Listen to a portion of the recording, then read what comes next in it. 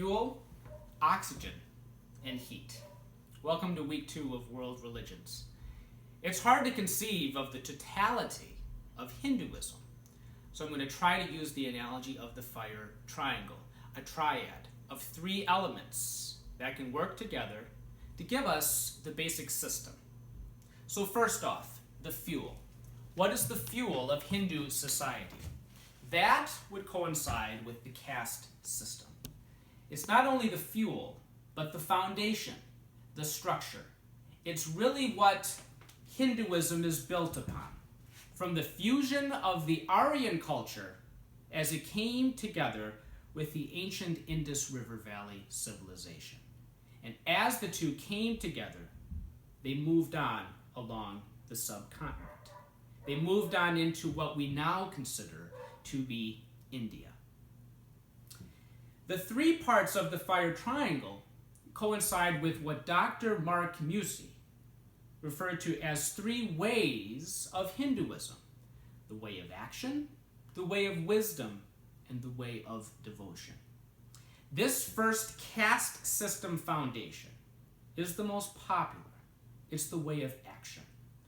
The way of action asks you to be the best caste member that you can. You follow your dharma, which is your duty, so that you can have the best karma result from that.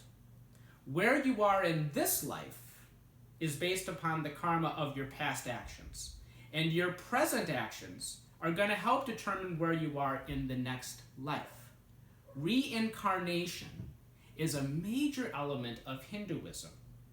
Lifetime, stages of life, is really how Westerners see their lived reality.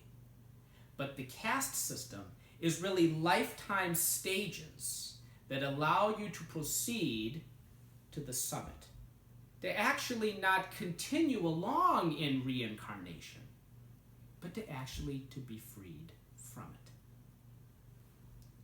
The way of action can help lead us to the way of wisdom. And for that we move alongside, out into the air, from the fuel to the air. The air around us is like the atmosphere, and that cognate actually represents the word for the soul, Atman.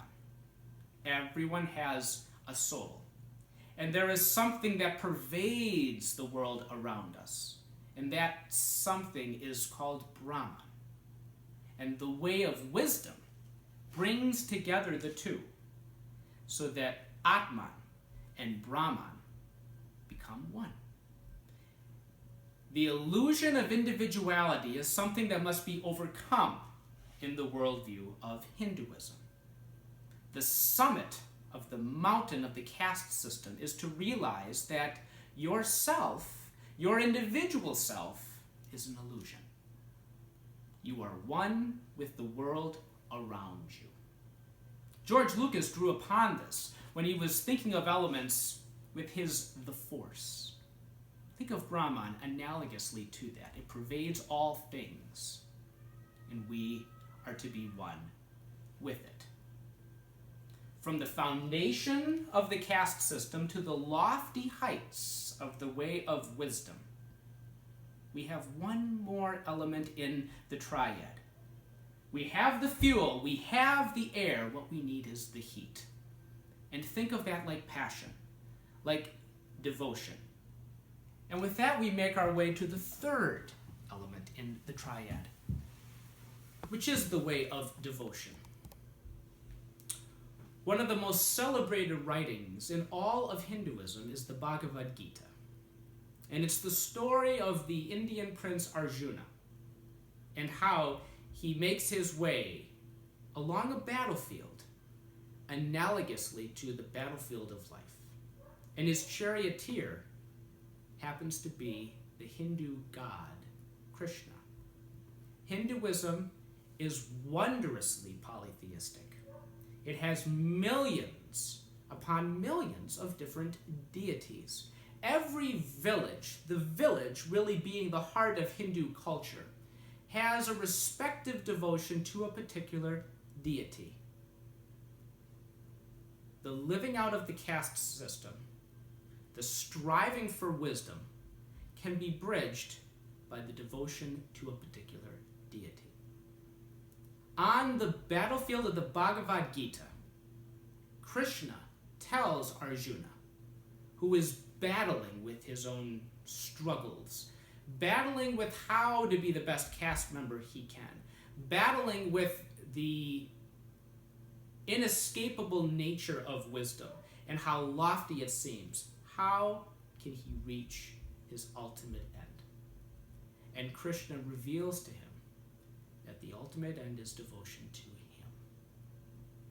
The ultimate end, what helps bridge the gap, might be the way of devotion. Within this triad that we have, the way of action, the way of wisdom, the way of devotion, what is enkindled in the center is a flame. The flame of Hinduism, the flame which ignites the devotion of millions within the Indian subcontinent. We ended on a battlefield. We ended with a prince. Arjuna is arguably the second most famous Indian prince in all of Indian history. The first is another Indian prince from the north, near Nepal. Another prince for another time.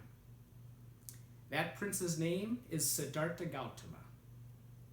And on his own journey, with his own charioteer, he will come upon a change in how he sees the world that will also change the way in which the world may be seen. You may not recognize the name Siddhartha Gautama, but you probably recognize his famous historical title, the Buddha. He is our another prince for another time. Until that time, this is Thomas Adams signing off. We'll see you then.